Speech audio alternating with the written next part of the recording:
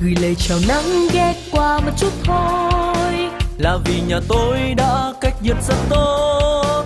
cả nhà cùng mát tiết kiệm lại cách âm, là vì nhờ có tâm cách nhiệt Cát Tường. Cát Tường cung cấp giải pháp cách nhiệt toàn diện cho ngôi nhà của bạn. Cách nhiệt túi khí cho mái tôn, mái ngói. Coolform XPS cách nhiệt cho mái bê tông, tường và sàn. Cách nhiệt Cát Tường, giải pháp tối ưu cho ngôi nhà bạn.